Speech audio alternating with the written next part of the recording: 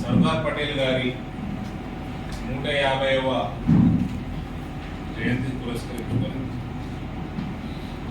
కేంద్ర ప్రభుత్వం పలు కార్యక్రమాలు రూపకల్పన చేసింది.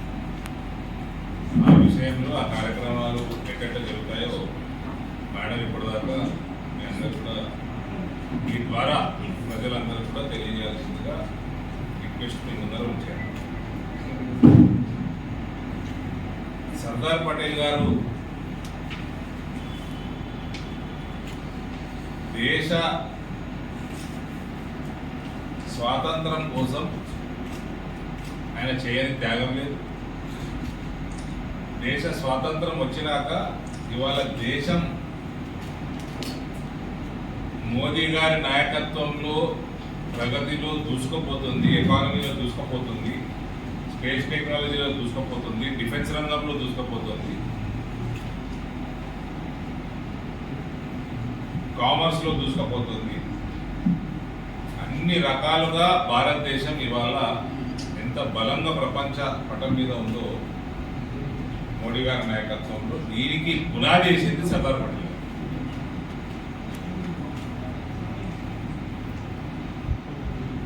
స్వాతంత్రం వచ్చినాక 562 ప్రిన్స్లీ స్టేట్స్ భారతదేశంలో జాయిన్ అవ్వాల్సింది ఉంది. అవన్నిటిని కూడా ఇండియన్ యూనియన్లో మర్జ్ చేసిన ఘనత సర్దార్ పటేల్ గారికి. ఎక్సెప్ట్ ఫర్ కాశ్మీర్ ఒకటే ఆయన జిమ్మేదారు అది కూడా రెడీ ఉండే ఆయన తీసుకొని, కానీ అది ఒక్కటి తప్ప వేరే అని వేయడం జరిగింది. హైదరాబాద్, జునాగఢ్ అండ్ కాశ్మీర్ ఈ 3 రెసిస్టెన్స్ చూపించినాయి. అందులో కాశ్మీర్ మినహా హైదరాబాద్, జునాగఢ్ కూడా సర్దార్ పటేల్ గారు అప్పచెప్తే ఏం జరిగిందో మనం ఒకసారి గుర్తు చేసుకున్నాం. కాబట్టి హైదరాబాద్ నిజాం పరిపాలనలో ఉండే rich Hyderabad state was one of the richest states. Nizam once upon a time was the richest man on the planet. Strategically very vital location, land lock. ఇక్కడ వాతావరణం కానీ ఇవాళకి కూడా హైదరాబాద్ సాఫ్ట్వేర్ రంగంలో భారతదేశంలో టాప్ 3-4 ప్లేసెస్లో ఉన్నదంటే దానికి స్ట్రాటజిక్ లొకేషన్, క్లైమేట్, అన్నీ, friendly nature of the people, human resources. One of the main reasons. చాలా మంది రాజకీయ నాయకులు, ముఖ్యమంత్రులు వాళ్ళు క్లెయిమ్ చేసుకుంటారు, కానీ primarily it is the climate, it is the geographical location, friendly nature of the people, and the way human resources were developed in this region. So ఇటువంటి స్టేట్ని, Hyderabad స్టేట్ని Indian యూనియన్లో కలిపిన ఘనత సర్దార్ పటేల్ గారు. ఆయన స్వాతంత్ర భారతంలో స్టేట్స్ డిపార్ట్మెంట్ హెడ్ చేస్తూ ఉంటాం, ఆయనకు అప్పచెప్పింది. అంతకుముందు బ్రిటిష్ రాజ్యంలో దాని పేరు పొలిటికల్ డిపార్ట్మెంట్ ఏదో ఉండే, దాన్ని మార్చి స్టేట్స్ డిపార్ట్మెంట్గా మార్చి ఈయనకు అప్పచెప్పింది సర్దార్ పటేల్ గారు. ఇవన్నీ కూడా ఈ ప్రిన్స్లీ స్టేట్స్ని కూడా మొత్తం ఇండియన్ యూనియన్ కలిపే బాధ్యత ఆ స్టేట్ డిపార్ట్మెంట్. ఇంకా హైదరాబాద్ విషయానికి వచ్చినప్పుడు రజాకర్లు ఏ రకంగా రెసిస్ట్ చేసిన నిజాం పాలనలో, దానికోసం చర్చలు విఫలమైనాక ఆపరేషన్ పోలో టేకప్ చేయాల్సిందే అని నెహ్రూకి చెప్పి ఇక్కడ ఆపరేషన్ పోలో ఒక మిలిటరీ యాక్షన్ 13 సెప్టెంబర్ నుంచి 17 సెప్టెంబర్ 1948 5 రోజులు. దాని తర్వాత 17 సెప్టెంబర్ రోజు నిజాము చేతులు జోడించి మెడలు వంచి సర్దార్ పటేల్ ముందర హైదరాబాద్ రాష్ట్రాన్ని, స్టేట్ని ఇండియన్ యూనియన్లో నాకు కలపడం జరిగింది. All only credit goes to mister Sardar Patel.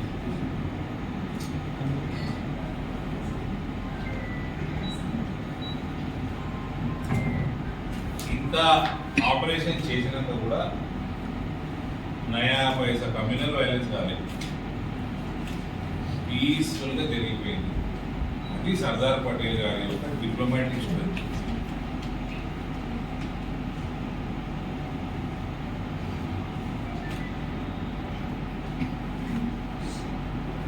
Sardar Patel గారి పర్సనాలిటీ, ఆయన దృఢ సంకల్పం.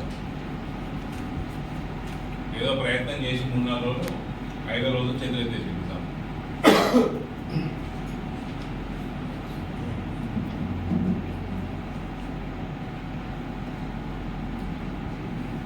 సర్దార్ పటేల్ గారు మనందరూ తెలిసినట్టు ఫస్ట్ రాష్ట్ర దేశానికి మన హోమ్ మినిస్టర్గా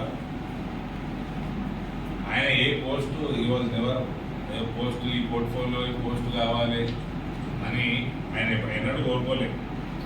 ఆయనకి నాకు ఈ బిరుదు రావాలని ఎన్నడూ కోరుకోలేదు. నెహ్రూనే ఆయనని the strong wall behind India's freedom అని జవహర్లాల్ నెహ్రూ ఆయన కితాబు ఇచ్చారు.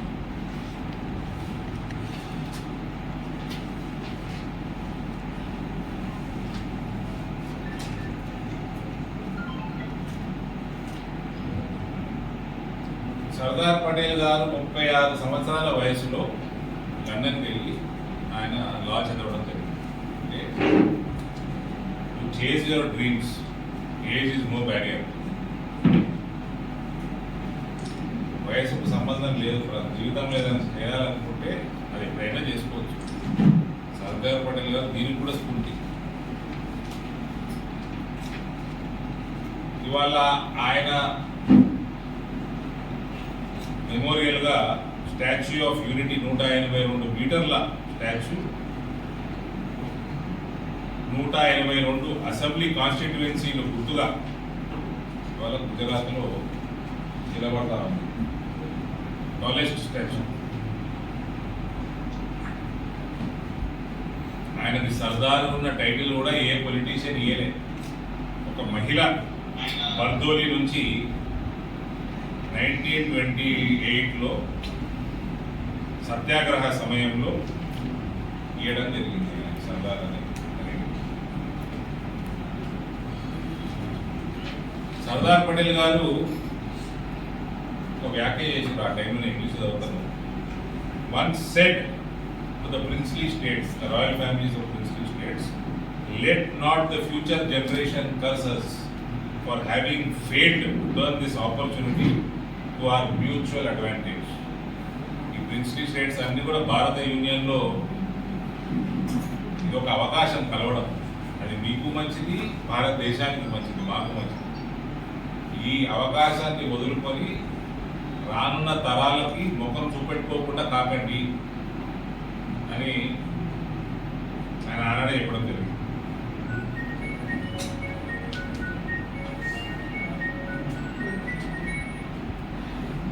When Mountbatten hesitated on Hyderabad, Patel told him bluntly, "We are not running a charity for royal families of princely state. We are building a nation." ఈ British వాడు ఎంతసేపు ఇది కూడా చేద్దాము, భారతదేశం ఎంత వీక్ చేద్దాము అన్నట్టే ఉండేవానికి స్వాతంత్రం ఇచ్చినప్పుడు. కానీ పటేల్ గారు ఉన్నందున ఇవాళ ఒక యునైటెడ్ భారతదేశం తయారైందంటే ఆ రోజే మౌంట్బాటన్కి మేము ఇక్కడ చారిటీ చేస్తలేము, ప్రత్యేకంగా రాయల్ ఫ్యామిలీస్కి, ప్రిన్స్లీ స్టేట్స్కి మేము ఒక దేశాన్ని నిర్మిస్తున్నాము, లోన్ చూస్తున్నామని చెప్పి.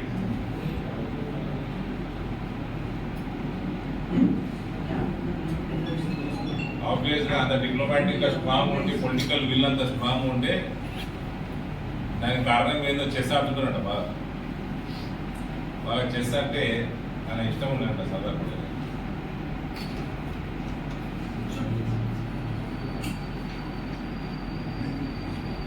Sardar Patel united the map of India. It is now our duty to unite its dreams. The Unity March is not a ritual, it's a renewal of faith. The spirit of Sardar Patel still guides us from Ek Bharat to Atmanirbhar Bharat, from unity in struggle to unity in aspiration. Let us all walk together for Sardar, for Bharat, for unity. So, ఈ inspiration తోటి ఈ కార్యక్రమాల్లో అందరూ కూడా parliament నియోజకవర్గ ప్రజలకు అందరూ కూడా చేతులు జోడించి నేను రిక్వెస్ట్ చేసేది, దయచేసి అందరూ కూడా ఈ కార్యక్రమాల్లో పాల్గొనండి. ఇదేమి ఈ ప్రోగ్రామ్ ఇవాళ వస్తుందని నాకేం కలవట్లేదు కదా. నేను దాదాపు 8 సంవత్సరాల క్రింద రాజకీయాల్లోకి వచ్చినప్పుడు, భారతీయ జనతా పార్టీలో జాయిన్ అయినప్పుడు ఈ రోజు వస్తుంది మోడీ గారు ఇట్లా నాతో ప్రెస్ మీట్ పెట్టించడా నాకు తెలియదు కదా. అయినా ఈ అడ్వర్టైజ్మెంట్ మీ అందరికి గుర్తుంటుంది. 15th August 2017 ఇందులో ఒక దిక్కు పటేల్ గారు, ఒక దిక్కు మోడీ గారు. ఆ రోజు నేను రాసిన పటేల్ గారు ఇంగ్లీష్లో the inspiration of united India and Modi గారిది the aspiration of modern India. తెలుగులో సమైక్య భారత స్ఫూర్తి ప్రదాత సర్దార్ పటేల్. ఇక మోదీ గారు ఆధునిక భారత భవిష్యత్తు నిర్మాత అని. This shows we are all volunteers for BJP. What we are done, we are volunteering our services for Bharatiya Janata Party, Mr. Modi's leadership, and to strengthen the nation and unifying the society. We will work towards that. Thank you.